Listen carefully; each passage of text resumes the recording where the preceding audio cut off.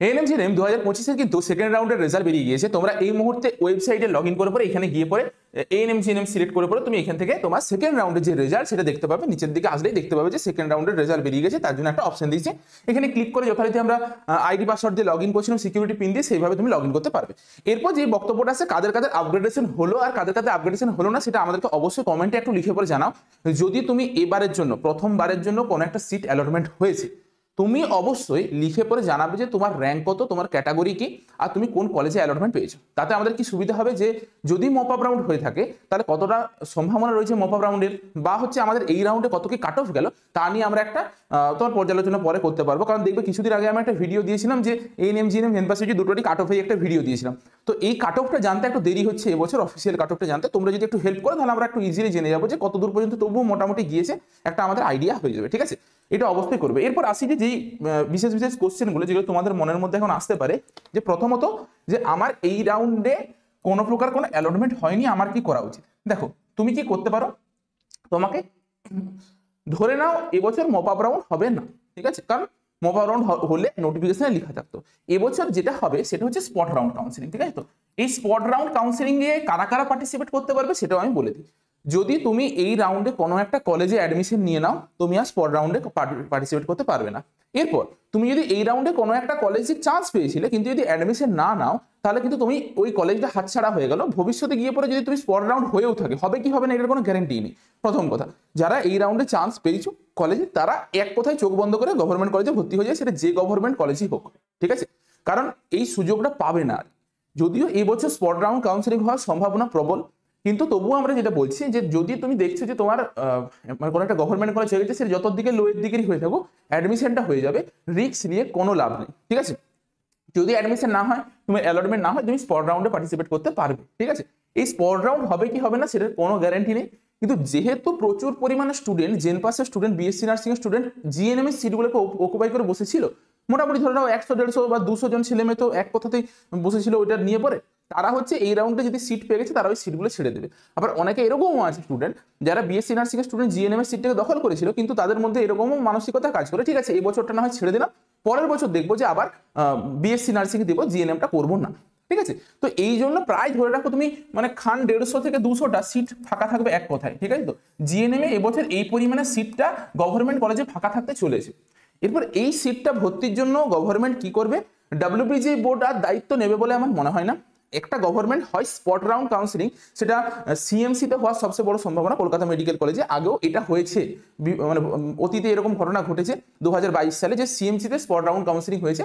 আরও তার আগের বছর আর একটা ঘটনা ঘটেছিল, একটা কনসালটেন্সি সার্ভিসকে দিয়ে দেওয়া হয়েছিল দায়িত্বটা যে তোমরা হচ্ছে এই কাউন্সিলিংটাকে কন্ডাক্ট করে দাও, আর একটা কাউন্সিলিং কন্ডাক্ট করো। তো সেই জিনিসটাও ঘটতে পারে, সেটা ভবিষ্যতে জানা যাবে কি হবে।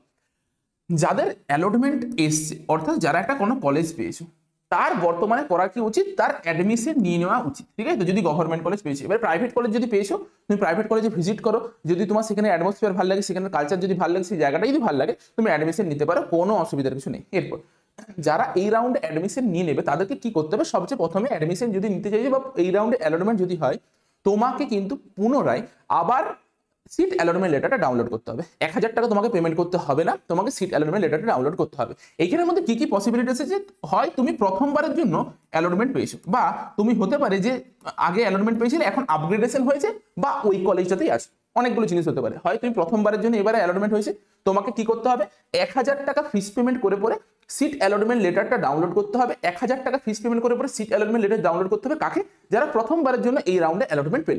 এরপর তোমাকে সব ডকুমেন্টস নিয়ে পরে যেই কলেজে ভিজিট করার কথা সেই কলেজে ভিজিট করতে হবে, যেই কলেজটা তোমার নামে অ্যালট হয়েছে, তারপরে তুমি ওখানে পার্টিসিপেট করো বা ভর্তি হও, যা ইচ্ছা তুমি করতে পারো।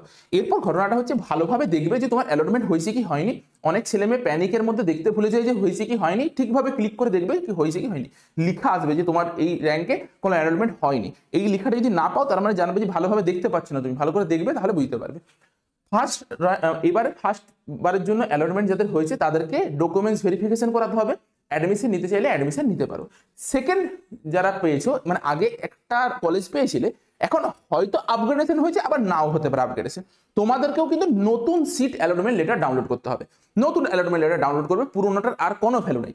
তুমি যদি ওই কলেজে অ্যালটমেন্ট হয়, মানে ধরো আগের রাউন্ডে তোমার একটা বাঁকুড়া সম্মেলনীতে হয়েছিল, তো এই রাউন্ডে আবার বাঁকুড়া সম্মেলনীতে হয়েছে, তোমাকে আবার নতুনভাবে সিট অ্যালটমেন্ট লেটারটা ডাউনলোড করতে হবে, তারপরে ওই কলেজে গিয়ে পরে কি করতে হবে, অ্যাডমিশন প্রক্রিয়াটাকে কমপ্লিট করে আসতে হবে, তোমাকেও কলেজ যেতে হবে। যদি কেউ ভাবছো অ্যালটমেন্ট পেয়েছো কিন্তু কলেজে ভর্তি হবে না, তাকে কি করতে হবে, তারা ঘরে চুপচাপ বসে থাকো, তাদেরকে কিচ্ছু করতে হবে না, অটোমেটিক তোমরা কাউন্সেলিং থেকে বেরিয়ে যাবে, ঠিক আছে।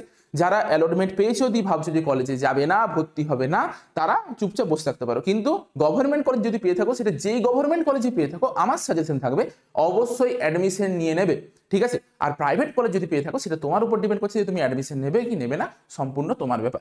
এই ছিল ইতিবৃত্তান্ত। কি কি ডকুমেন্টস নিয়ে যেতে হবে তা নিয়ে দেখবে আমি ফার্স্ট রাউন্ডে একটা ভিডিও দিয়েছিলাম, সেই ভিডিওটাকে ফলো করবে, ওটাতে সম্পূর্ণভাবে বলে দেওয়া আছে কি কি ডকুমেন্টস নিয়ে যেতে হবে। অবশ্যই নিজের মেডিকেল সার্টিফিকেট যদি এখনো পর্যন্ত না বানিয়েছো, মেডিকেল সার্টিফিকেটটা বানিয়ে পরে কলেজ ভিজিট করতে যাবে।